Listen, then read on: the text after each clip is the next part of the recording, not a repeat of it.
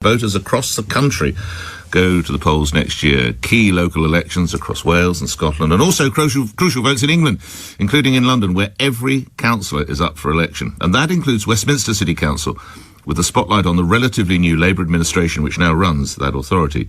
But they've been accused of reckless waste, as LBC can reveal the millions of pounds given to a now collapsed building firm, as well as the sheer number of highly paid executives.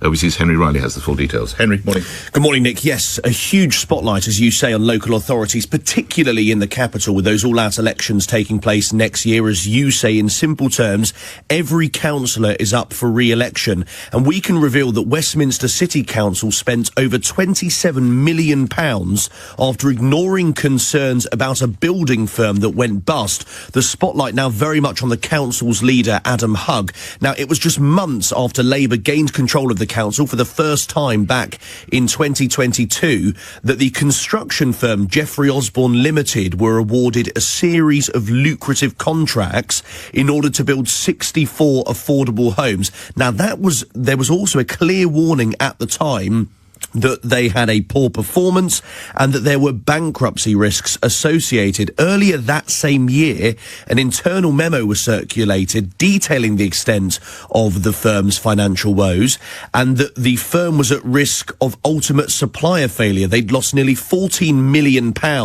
in the 18 months leading to September 2020. Paul Fisher was elected as a Labour councillor before defecting to the Conservatives on Westminster and told us that taxpayers should have been better protected.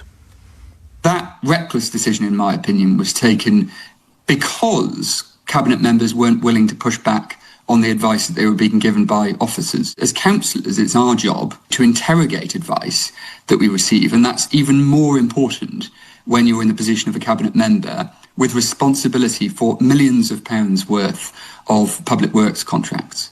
And unfortunately, in this scenario, there was clearly a failure to push back on that advice so as to protect taxpayer money. Now, Osborne Limited filed for administration in April 2024. The council then had to allocate an additional £22 million to another contractor. That was not put out for competitive tender. The authority also earmarked £5.6 million for remedy work that was carried out by the firm. Joanna Marchong from the Adam Smith Institute told us that it reeks of mismanagement.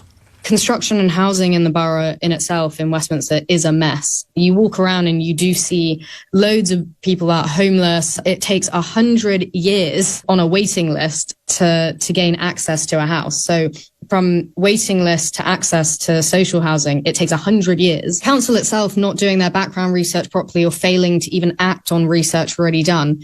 It's careless and it reeks of mismanagement. So a lot of spotlight on that. Also, there are the salaries, Nick. We can reveal 92 members of staff at Westminster City Council earn over £100,000 a year. 92 earn over 100 grand a year. That's more than twice the number just 4 years ago.